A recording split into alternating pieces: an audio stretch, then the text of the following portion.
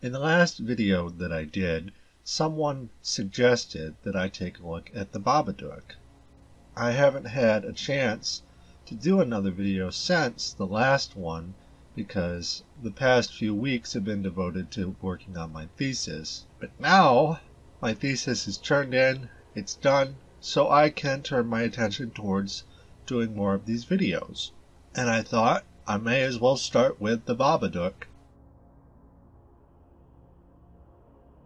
The Babadook is one of my favorite films. It came out in 2014, so it's fairly recent compared to most horror movies that I like. I'm not saying that I don't enjoy horror films from after the year 2000, because I do think that they are still making good horror films. For instance, one horror film that I really enjoyed was Zack Snyder's debut, Dawn of the Dead, which is a remake of the George Romero 1978 original. Both of those films are good. They're quite different, and I think that Snyder's version of that particular movie is a bit more straightforward than Romero's.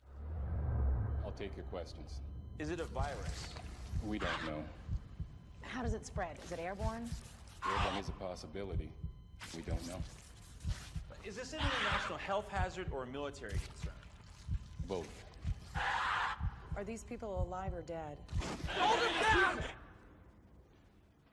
We don't know. It's not simply zombies running around and killing each other and us asking, okay, what's the cause of this disease? And the disease is just kind of its own thing. Instead, the action in the original film is more of a commentary on life before any type of infection. If you view it like that, we're all kind of zombies already, and the things that we're seeing on screen are things that are already happening right now. Whereas sometimes in monster movies or disaster films, it's a commentary on a fear of something that could happen. How would we behave after something had already come to pass? I think those are two different things. I'll have to save that for a different video, I suppose. But it's important to note that there are definitely different ways to look at horror films, and certain ways may be more applicable than others in regards to what a film is. Its message. Is it entertainment, sort of a popcorn film, or does it have allegory? Does it have hidden meaning? Oftentimes there will be allegory, even if it's not necessarily intentional. Things that we're looking at on screen can be read a particular way by an audience that was not intended to view the film. Certain films might get made where the person making the movie didn't even consider how they might react when watching the film. They could have just made the movie for themselves, and then someone 50 years later sits down to watch the movie out of context, essentially, and they'll take the original film and analyze it according to their life, according to where they are, what's going on in the world, and it's suddenly displaced in some way that forces the viewer to look at the film through a metaphorical lens. And that's not unusual, except that in the case of many horror films, there's already an element of displacement or fantasy involved. The crew of the Nostromo, for instance, are already flying through outer space in a spaceship. It's not even a spaceship in a functional sense. It's a castle in the void. And yet there's something to kind of draw us into that space that isn't alien or isn't fantasy. These are blue-collar workers, and they're being chased around by something that isn't really concrete. The alien in that particular film is nebulous. It has many different shapes. It refuses to stay put. It jumps from one part of the castle to the next, but it also jumps from one person to the next. It infects you, but it also takes on characteristics of people that it is near or inside. It doubles them. And that concept of the double, it allows horror films to take on different qualities that can be read different ways by different audiences in different places and different times. But also in the same time, two people can sit down and watch the same movie and interpret it differently. The action itself is a series of movements or behaviors that, combined with dialogue and special effects and props and all of these different things, form a story. With a haunted house, you merely have someone moving through a space. There needn't even be dialogue. There needn't even be confrontation with anything. You merely have a character moving from room to room, through tunnel, through hallway, looking at things. And this, in and of itself, can potentially tell a story.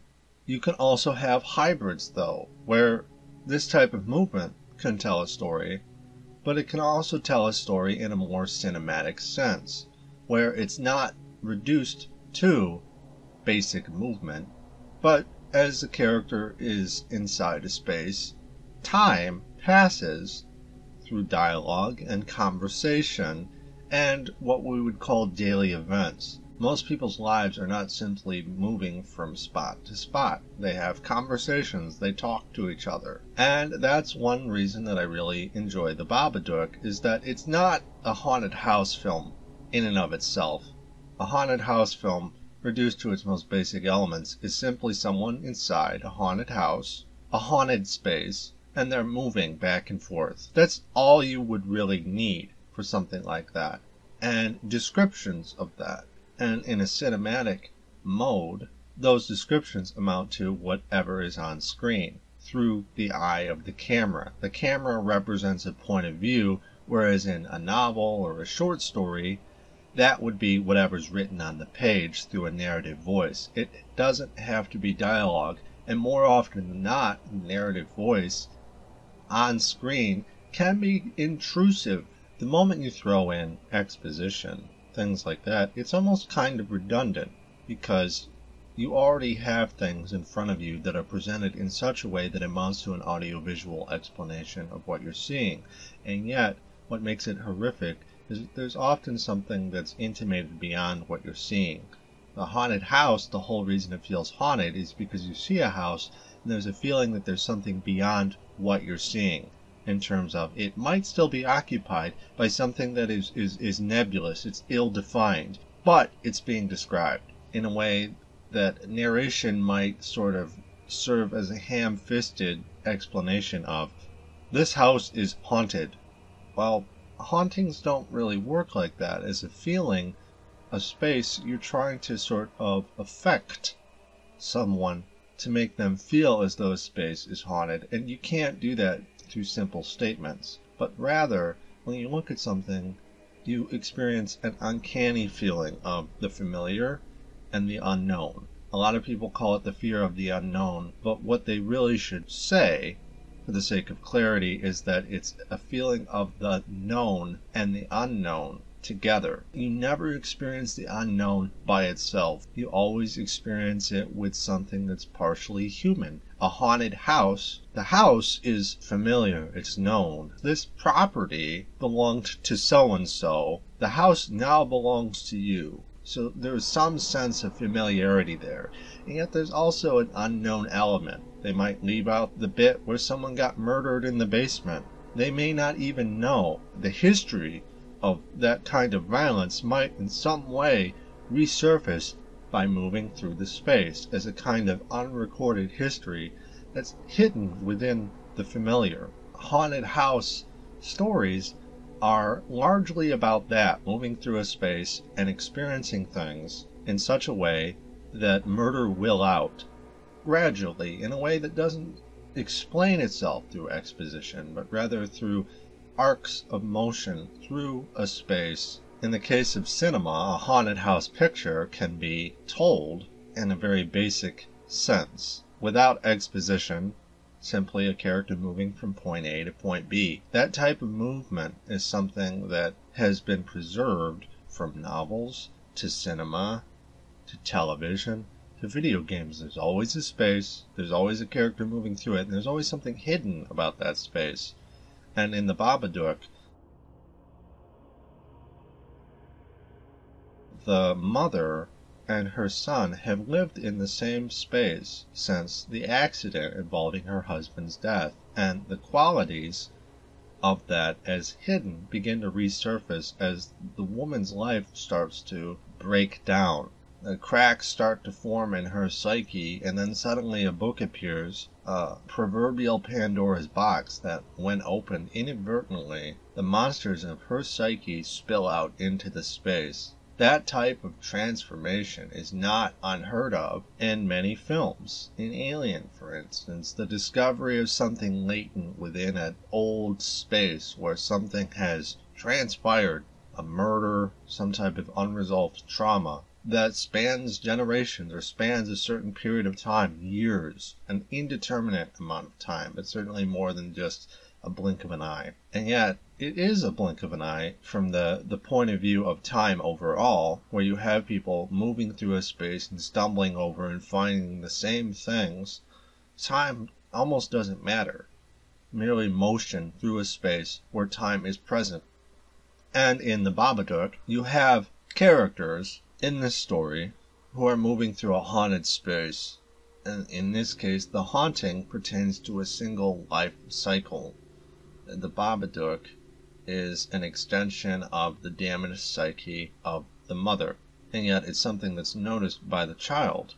And what's interesting about this is there's often a feeling of displacement, a sense of other.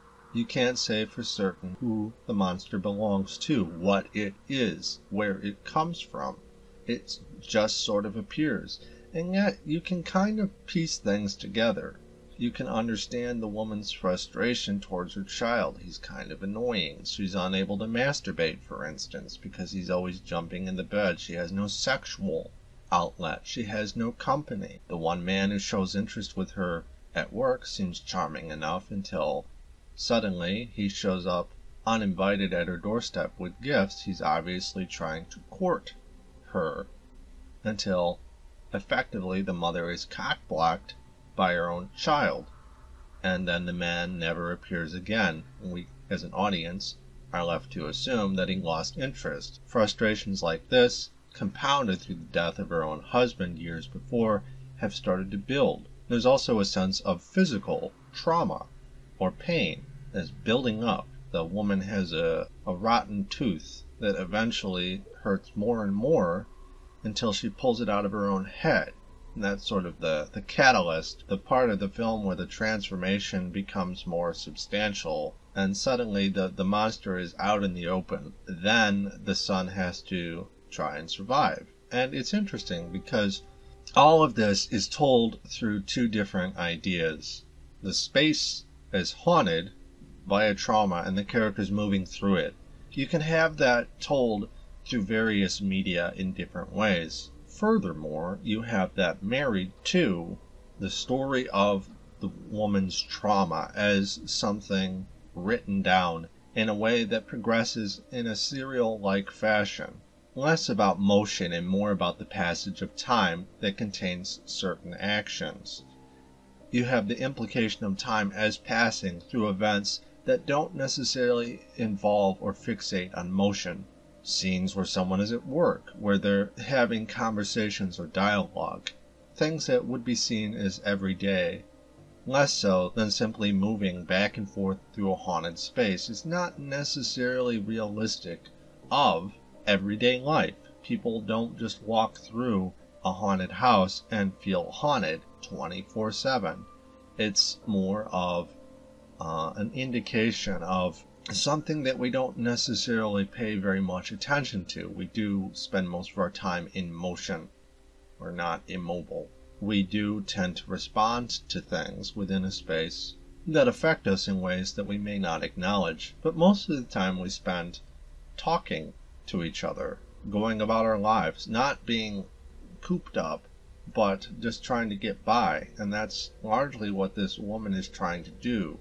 So, on one hand, she's moving through this haunted sort of frame. On the other, she's just trying to get by. She has a job. She has certain things that she's trying to take care of, like her son. She's trying to handle the death of her husband years later. She has a sister who, for all intents and purposes, is successful and happy. And they're there's another instance of that, the double. She's the struggling one in this story where her sister is successful. They both have a child. She has a son whose problems spill out into situations where the mother and her sister try to meet up, try to sort of bridge the gap between them according to distance that is formed over the years after the death of the mother's husband. That is a separate thing, that type of drama unfolding through the actions of a character in a way where distance need not be illustrated through movement, but dialogue, or the implied passage of time, or the implied passage through space, where you have cuts and transitions, and one moment the characters will be talking in a living room, the next it'll be days or weeks or even months later, and they're getting ready for a birthday party. And you'll notice that the passage through space suddenly isn't the issue. It's not the focus of the film at this point. And yet, then the film will switch gears, moving slowly through a haunted space, where time has effectively stopped in the sense of the passage of events. The passage of time in a cinematic sense will be, is it daylight out, or is it nighttime? And the passage of time would indicate a shift from one to the other. You can't shoot a film in real time, so you shoot it through transition. You shoot it through contrast. And one way to suggest the passage of time is to have edits. And an edit can indicate the passage of time merely from one scene to the next. But if you have a single scene, time doesn't pass quite the same way. In fact, you can have edits where you'll have an entire scene unfold in, say, 10 minutes, and then you'll have it cut to the next scene, and no time has passed because the scene following that may take place before it or at the same time. So what you're watching on screen isn't a straightforward linear progression of time. It can jump back and forth. And oftentimes, when you're in one single scene, like you are in, say, the Babadook, where you don't have a lot of cuts, or you don't have a transition of time from one scene to the next, but you're in one single scene in a dark, spooky house with something inside it pertaining to a larger arc, a character arc.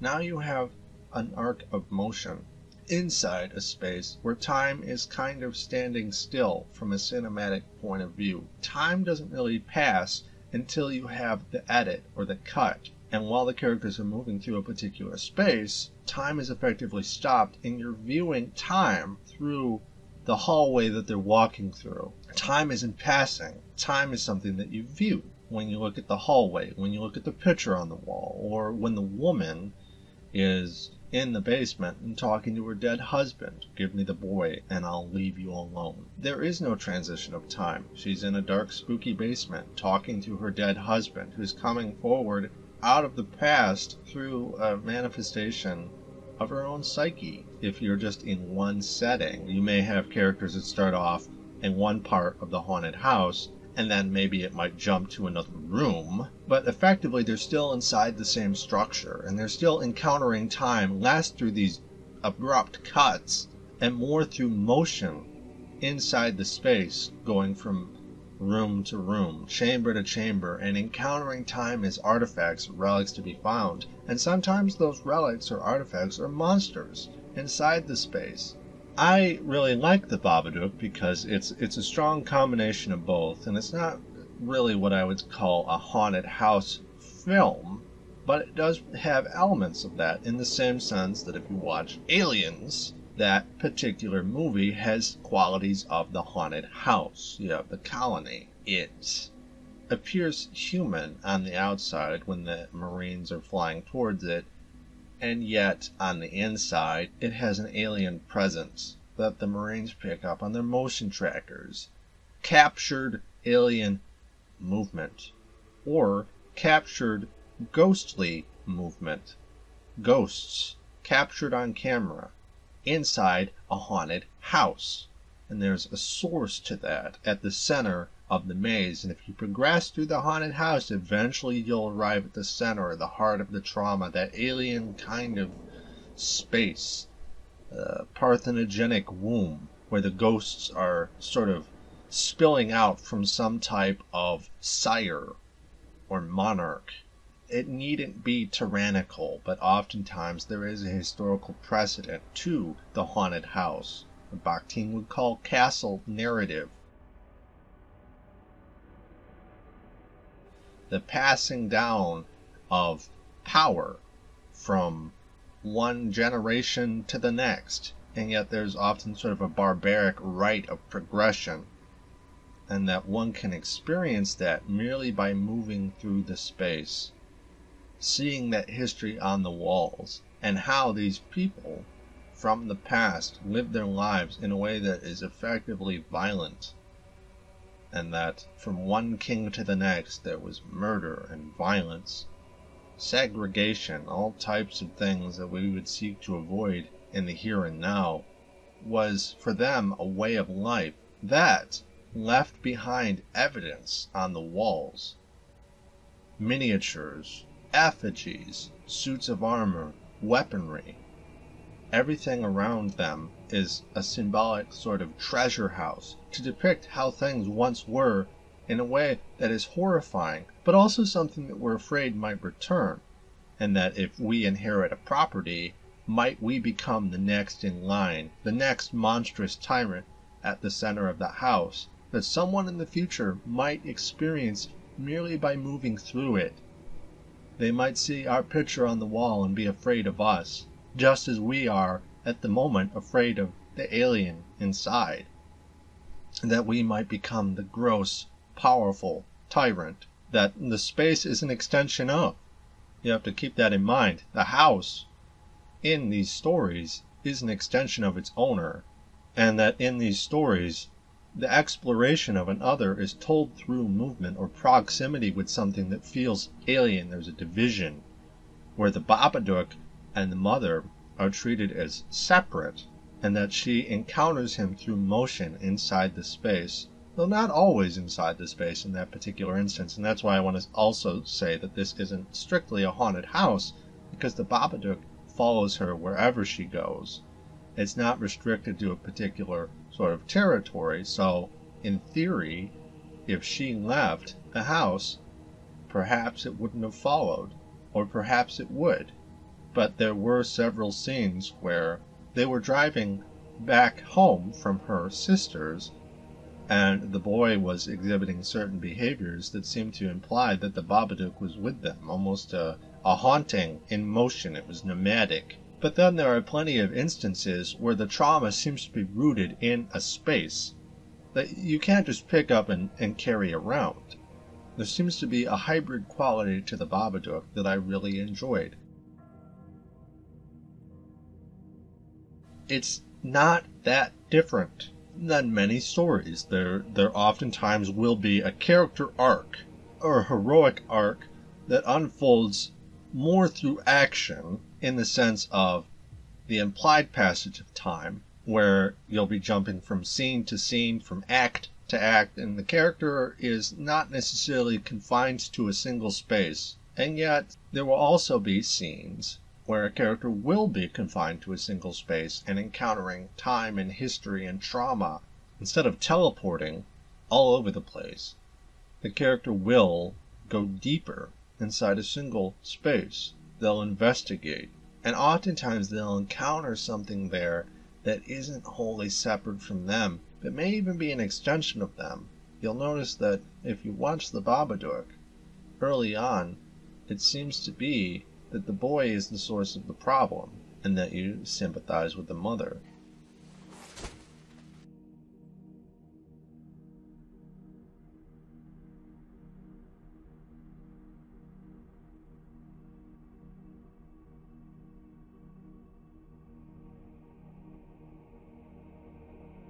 But then as the film progresses, you realize that the Babadook is something that the boy is afraid of, and that the mother is the source, and that through her unresolved anxieties, the Babadook is coming out. But then there's another twist later in the film where it's described as its own entity that exists separate from her or the boy. Now, this could very well be a case of that it originated from her.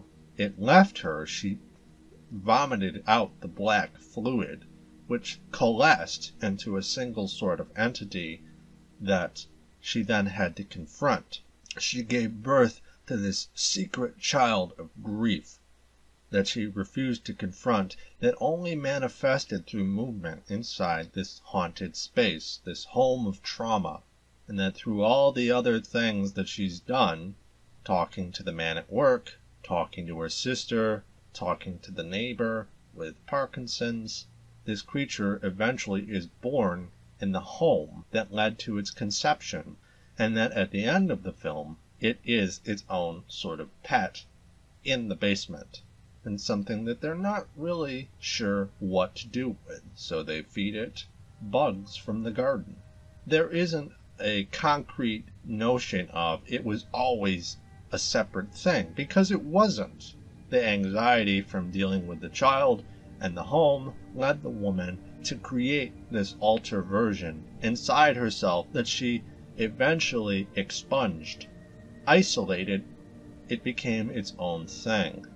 But all of this is preceded by the discovery of the book, something that's waiting to be found. All of this has been written already through the existence of the son, the existence of an unexplained trauma that we only find out later. Waiting to be found within a space is the book when opened, which leads to the conception of this monster that eventually is separated from the mother, sort of a double. But at this point, we're not really sure what it is. Does it represent her?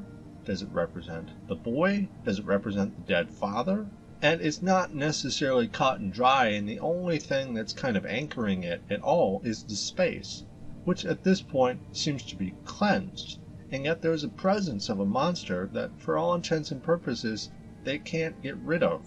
Even though she separated it from herself, even though they have an idea of what it is, it's still there. They'll never be rid of it. And it is powerful, sort of childlike, infantile even. A part of the woman that would be frustrated at her son when he wouldn't leave her alone. A part of the boy that was frustrated at the mother because he didn't have a father and blamed her. Your subconscious sent its id monster out again. More deaths, Morbius. More murder. And now this too? Harm my own daughter? But now she's defying you, Morbius. And even in you, the loving father, there still exists the mindless primitive. More enraged and more inflamed with each new frustration. So now you're whistling up your monster again to punish her for her disloyalty and disobedience. There's something about the angry, sort of primitive side of all of us, our subconscious minds, that is pooled inside this creature as a history of the space, but also an embodiment of that history that we might bump into, like meeting a memory, except that memory is constantly shifting and changing shape. And not really that different from Alien.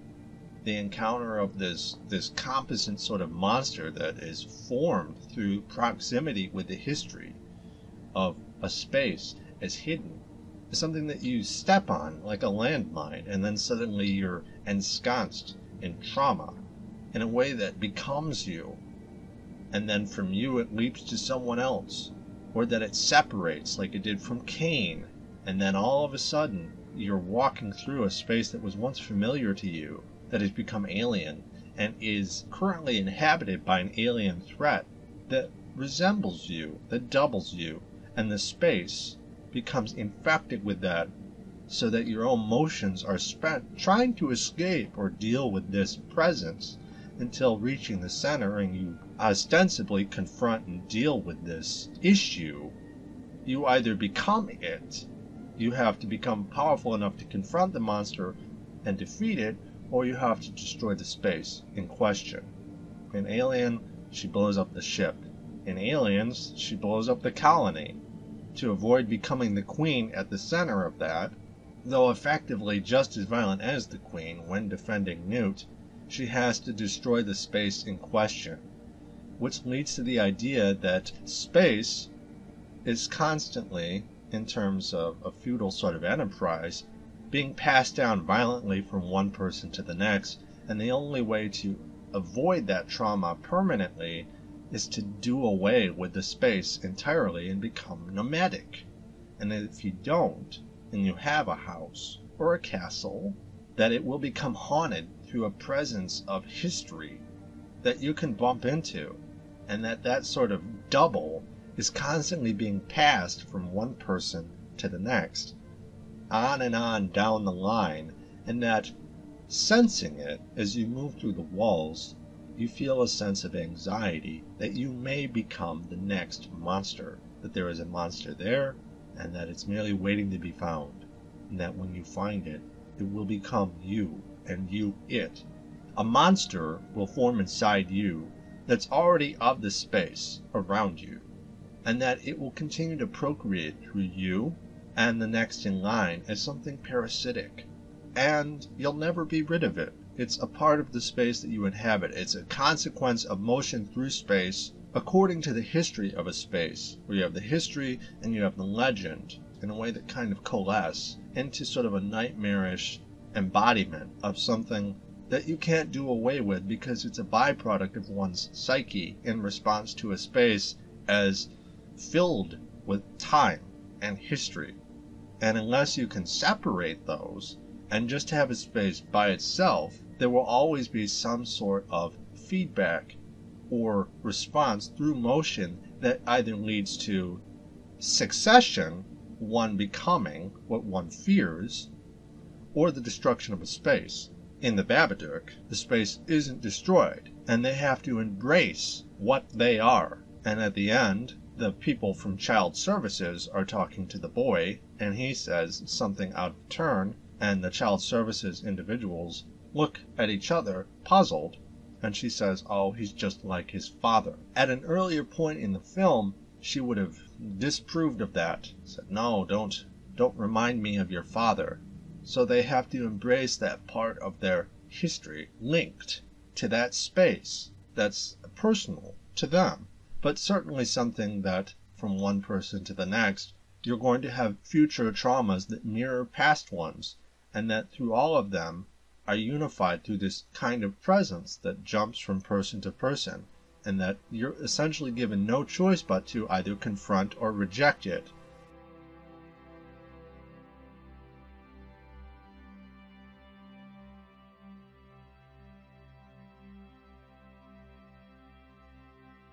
Confronting it and embracing it leads to one's ascension as the new center of the space, and rejection of it leads to the destruction of the space, being forced to leave. And either situation isn't ideal, but it's something that we have to contend with on a daily basis. Through the haunted house, you would strictly tell it through motion. And you could have a short story where a character moves through a space. The Outsider by H.P. Lovecraft is a story with no dialogue at all. It's a narrative voice, but there's no spoken dialogue. And you have a character inside a space who goes from point A to point B, and then the story effectively ends with a twist. And then you have the Babadook, where you have that going on parallel to the arc of implied motion. You have the character arc, where it's more of a motion of a character progressing from one stage in their life to another stage as they resolve a trauma inside themselves, parallel to motion through a space that trauma is connected to. And I really enjoyed that because it's a good blend. It does it really well, and most films are nowadays. You don't usually have haunted house pictures that are as solid, I think, as the Babadook. There are certain examples, I think, but usually if you have a haunted house picture by itself, it's going to be fairly bare bones. You're effectively asking characters to identify with the predicament that these faceless characters are in. If you have The Edge with Alec Baldwin and Anthony Hopkins, you have two characters, you don't really know a lot about them, and they go out into the wilderness, and it turns out that there's kind of a plot involving Alec Baldwin, the photographer, who is sweet on Anthony Hopkins' wife, and he has a plan to do away with the rich billionaire, Anthony Hopkins, to kind of replace him as the lover, hopefully turned husband of the widow. in that situation. That story is a story where we relate less to the characters because we don't really know a lot about them, and more with the predicament that they find themselves in a way that isn't necessarily realistic. It's a story of hyperbolic trauma, in the same sense that monsters are hyperbolic. They're mythical. The idea that one is inside a space and one meets a personified version of trauma tied to a space as a ghost or a monster or some other figment of one's imagination is not what we would call an everyday experience, even though we may experience echoes of that in real life.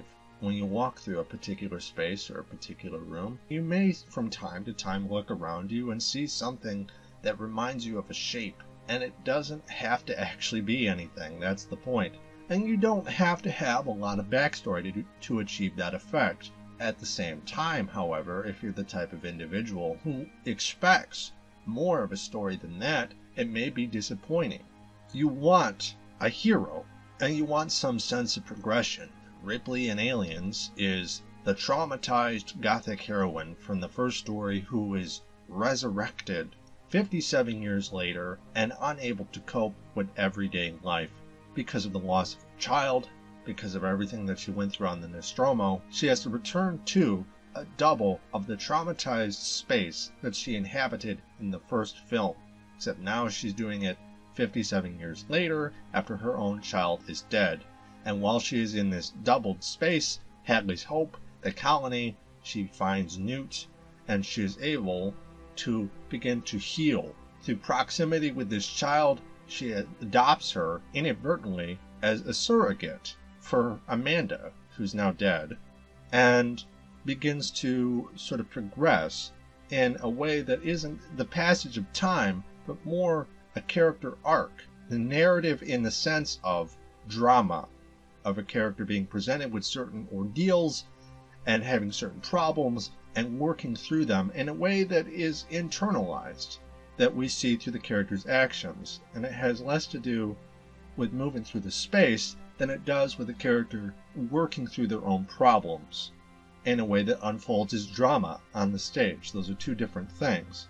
So if you're the kind of person who expects that out of a character, that type of character arc, versus the arc of motion that a character might have going from the start of a maze all the way to the bottom of the maze, that trial to escape the space, those are two different things. And if you just have one of those, certain people might feel excluded or left out. They might feel as though, well, we need more of what we would expect out of a story.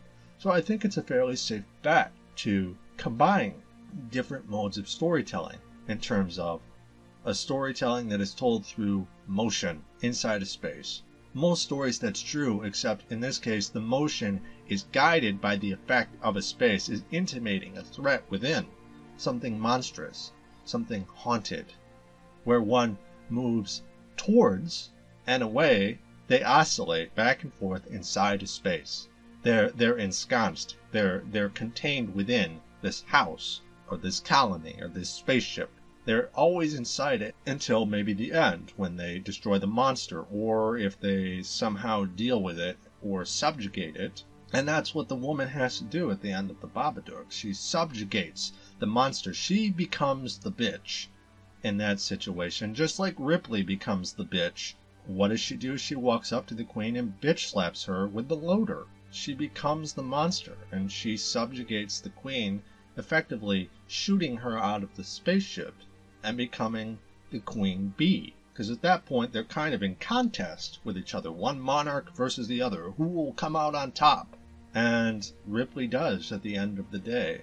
So it's a good, effective blend in the same way that the Babadook is. And it's not just a woman moving through a space terrified. A lot of Gothic stories dealt with that type of terrified motion of the Gothic heroine being abducted, taken by bandits through a forest to a castle where they basically have to sit around and wait, or they're confined within a space and they have to just hope that they're rescued. They don't have a lot of autonomy in that situation, and yet there is a sense of stake in this situation in regards to property and wealth. If the woman can make it through in one piece, she'll inherit a bunch of money at the end and be able to live the rest of her life in fairy tale happiness.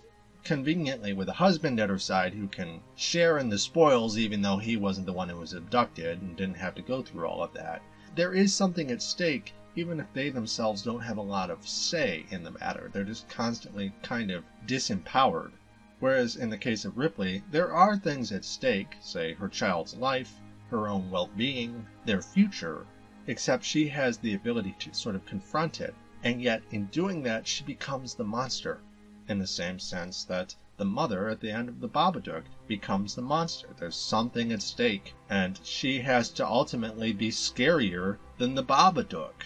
If you touch my son again, I'll fucking kill you. That's the last thing that she says to the Babadook, and she scares it, and it goes and hides in the cellar.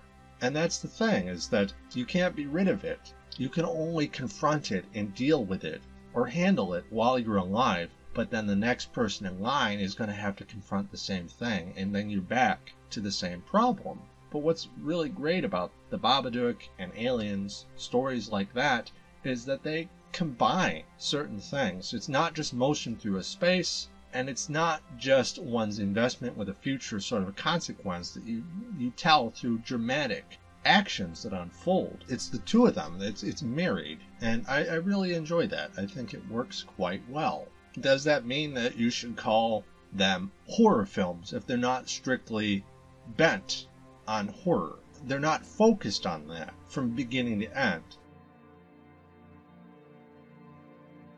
In my opinion, most genres aren't discrete.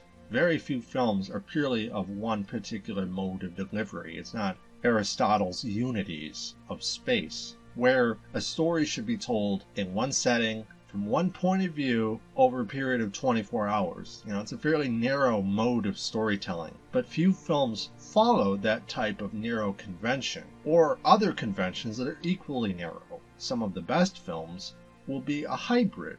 You can draw more audience members into because you're going to have people who prefer a particular type.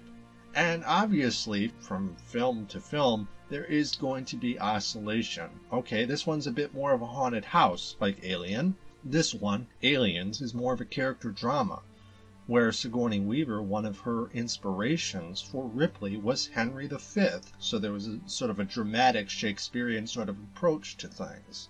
Succession, right? One's becoming king, one has to go into a territory to claim it. There is anxiety about becoming the monarch, except in this case the monarch is motherhood. That's the monarchy here. Who's the queen? The queen is the mother. Where's the mother? The mother's in the space. What is the space? An extension of the mother. What comes out of that? Aliens from a womb. Do you really want to be the alien queen? And Ripley has to confront that. They blend together nicely in a way that benefits both.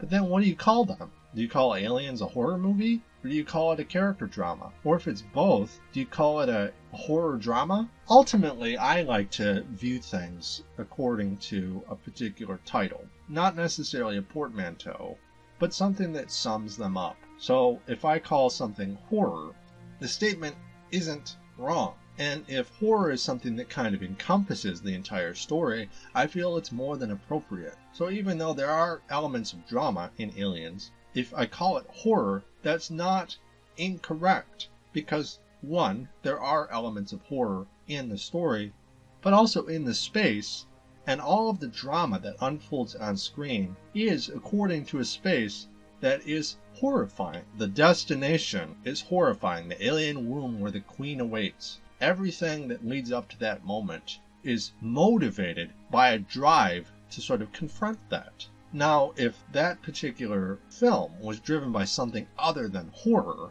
then perhaps I would call it something else. And if I watch, say, Forbidden Planet, is that film horror? Or is that film science fiction? Because there is as much an emphasis on science as there is the idea that everything is being driven by the monsters from the id, which are created from Morbius's mind. Monsters from the subconscious mind that are brought to life by technology. There's the difference, that science fiction sort of element, where the reason the monsters come about isn't by virtue of the space being horrifying, but that there is technology in that space that allows those horrors to come to pass. So if you have a scientific explanation, Doc, an invisible being that cannot be disintegrated by atomic fission. Oh, Skipper, that is a scientific impossibility. Hypnotic illusions don't tear people apart. That's true enough. But any organism dense enough to survive 3 billion electron volts would have to be made of solid nuclear material. It'd sink of its own weight to the center of this planet. Well, you saw it yourself, standing right there in those neutron beams. And there's your answer. It must have been renewing its molecular structure from 1 microsecond to the next. even if it's a science fiction explanation, that's where the drama comes from, is the science fiction that produces the horror. So you kind of have to find that base ground that everything launches off of. With the Babadook, I feel as though everything stems from a horrifying space. There's no science fiction explanation for it. The space is simply horrifying due to a past that has to be resolved. But the type of past being resolved is something that is continual. Sooner or later, the Babadook will return again, just as the alien always comes back. There's a recursive sense of progression, but in this particular story, the Babadook, horror is the focus, because horror is kind of what drives everything. It makes up the space, it motivates the characters to sort of get to the bottom of things. Whereas in Forbidden Planet, the space is scientific at its basic level. It is a marvel of science that gives birth to monsters in a way that is explained in scientific terms. Whereas in The Babadook, there is no scientific explanation. There isn't really any kind of explanation at all. And oftentimes that's how horror and terror work, is that you're merely presented with something that's terrifying or horrifying, and there is no explanation given except movement through a space as inadvertently being a byproduct of that. The same is true of Aliens. There is a strong emphasis on character arc, but also the fact that the characters themselves and all the drama that they have is being motivated by horror, but also told in terms that are strictly James Cameron, sort of an action hybrid. So if you wanted to be more specific, you would say perhaps action hybrid. But if I was just looking at Aliens and I said, this is a horror film, it's not incorrect to say that. You don't always have to be 100% perfect. More often than not, most films are going to contain elements of one or more. Not just horror, not just science fiction, not just character drama, but a combination. So any particular term that you might pick will only emphasize or bring out a particular quality. Anyways guys, that's basically the end of it, but I did, for this particular video, want to simply cover the broader treatment that the film offers in regards to hauntings and motherhood, and how it is fairly similar to other films. Despite the fact that they may seem radically different from each other, there is overarching similarities between them too. Anyways guys, thanks for watching, and if you enjoyed my video, feel free to leave a like or a comment in the comments section below. If you want to subscribe, hit the subscribe button. Make sure to hit the bell to receive notifications when I release new videos. Also, I have a Patreon account. If you wish to support these videos, you may do so there. There will be a link in the description below. Thanks, guys.